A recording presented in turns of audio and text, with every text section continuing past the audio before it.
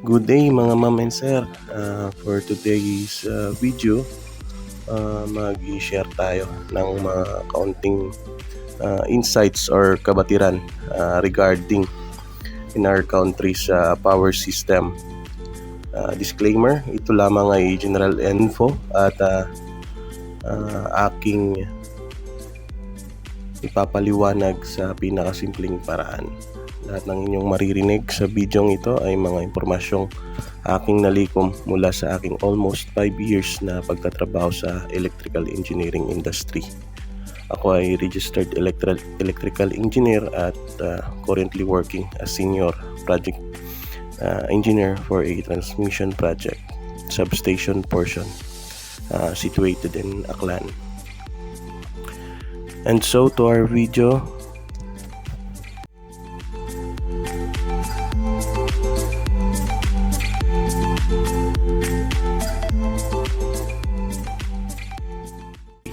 So paano nga ba nagkakailaw ang ating mga bahay sa gabi at gumagana ang ating mga appliances? Common na sagot dyan is dahil may kuryente sa bahay natin, which is tama naman. Pero paano nga ba nagkakaroon ng kuryente sa bahay natin? Syempre dahil may electrical connection tayo kay electric cooperative or electric company. Kaya kapag nawala ng kuryente nang walang public advisory galing kay dito kasi sa amin na telco, madalas nagtatampo agad tayo. Pero dapat wag naman ganon, kalmahan lang natin lagi. Okay, so para may pabatid sa inyo kung paano ang nangyayari sa ating power system dito sa Pilipinas, magsisimula ako kung ano-ano ang bumubuo sa kanya. Siya ay binubuo ng 4 na sectors. Ang una ay generation, sunod ay ang transmission, tapos ang distribution, at ang pinakauli yung load or ang end user. So tayo yun, yung ating mga kabayan. Ang una, yung generation sector. Ito yung mga power plants na siyang nagpuproduce or nagsusupply ng mga kuryente. Nahahati ito sa dalawang klase. Una, ang fossil-based power plants. And yung pangalawa naman is yung renewable energy power plants. Dito sa fossil-based power plants, ito yung mga planta na gumagamit ng mga coal, natural gas, oil, or other limited materials upang maging panggatong dun sa kanilang malaking generator. Ang usual kasi nating nakikita ay yung mga generator na maliliit na kumukonsumo lamang ng diesel o gasolina. Pero itong sa mga planta, ito ay medyo di lang pala medyo malaki ang pagkakaiba nito dun sa usual na portable generator na ating ginagamit tuwing may brownout. Dito rin sa fossil-based power plants, kabilang dito yung nuclear power plant. Sapagkat ang nuclear power plant ay gumagamit ng radioactive isotope o elemento para maging source o maging kanyang panggatong upang mapaandar yung kanyang malaking generator.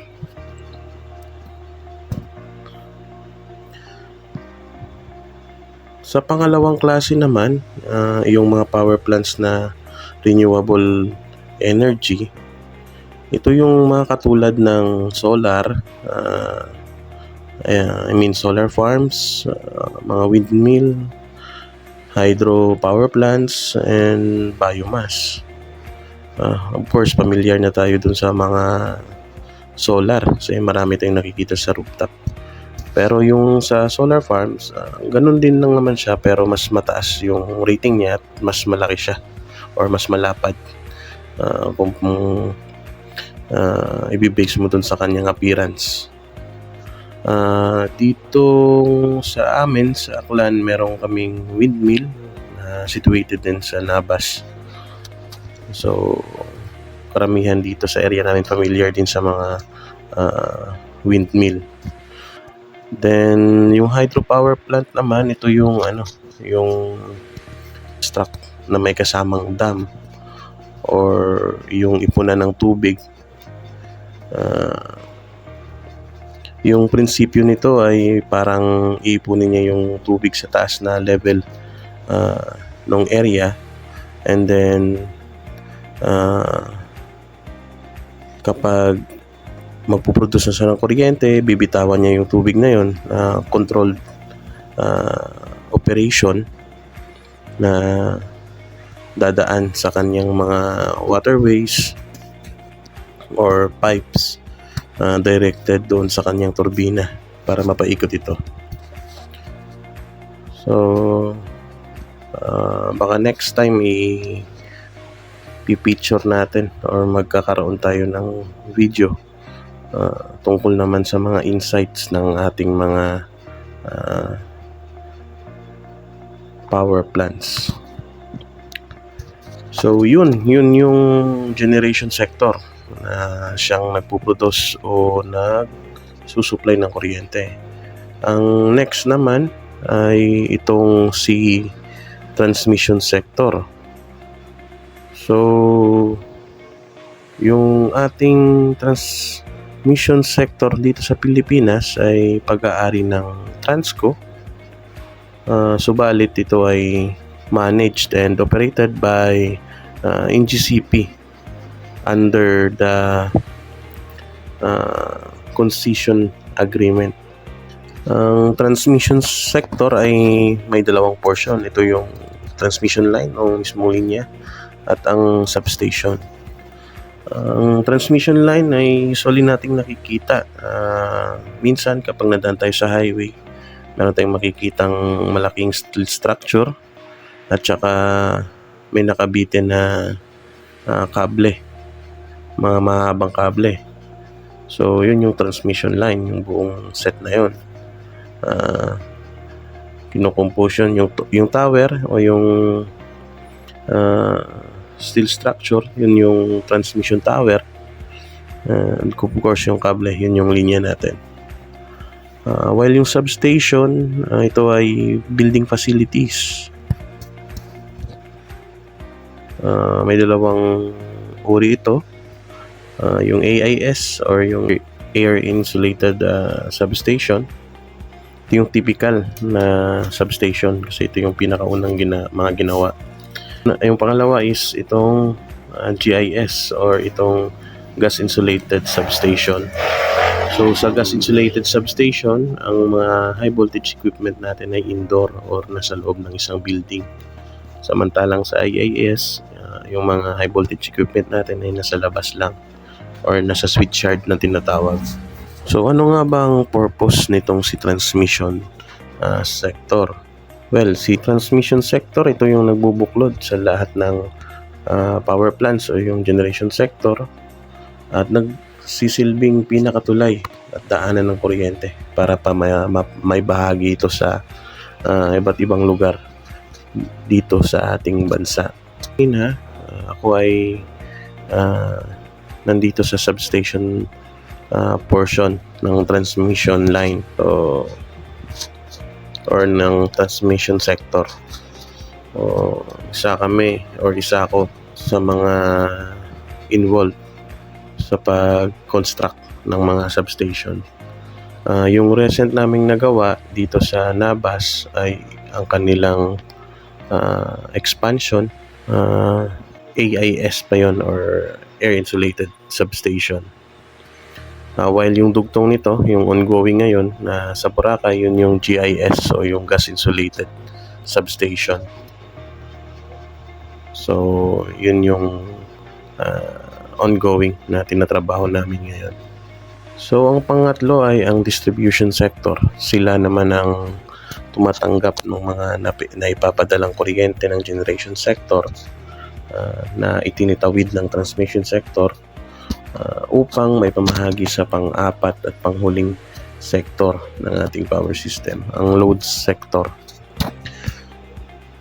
or dun sa mga end user na or tayo bilang mga konsumidor ng kuryente. Okay, ang distribution sector ay nahati din sa dalawang portion kagaya ng transmission sector.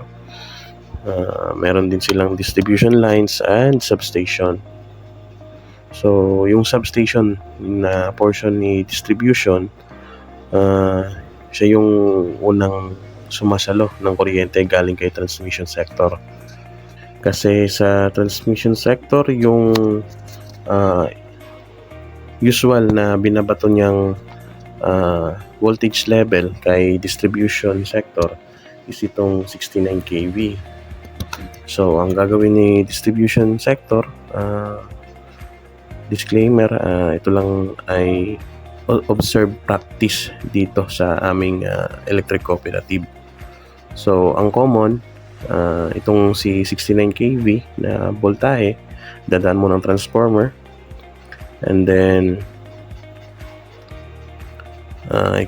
gagawin niyang 13.8 kV, and then itong 13.8 kV, ito yung lalabas sa substation at patungo sa mga distribution lines, also sa mga distribution transformer, and then ko-convert niya from 13.8 kV into 220 or 230 volts, yung normal na voltahe natin sa ating mga kabayan. At gaya nga ng na-mention ko kanina, ang pang-apat at ang panghuling sector ng power system ay ang load sector or tayong mga end users. Ang load sector ay may tatlong classification din: residential or common households, tapos commercial and industrial. So, hindi ko na ipapalalimin pa yung explanation dito sa tatlong load sector na to. But, of course, yung residential, ito yung mga nasa kabahayan. Itong commercial, ito yung sa mga malls and other establishments. Sa industrial, ito yung mga manufacturing facilities, ganyan, mga malalaking may mga machineries, ganun.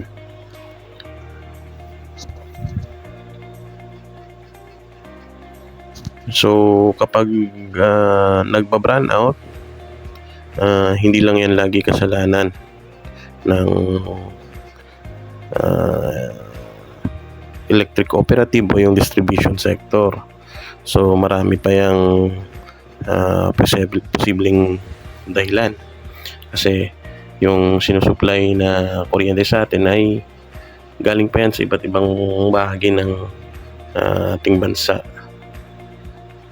So, actually, hindi lang din lagi yung fault is nasa generation or transmission or distribution sector. Minsan sa atin din sa load sector is nagkukos din tayo ng interruption sa supply, especially kung na-overload natin yung distribution transformers doon sa area natin.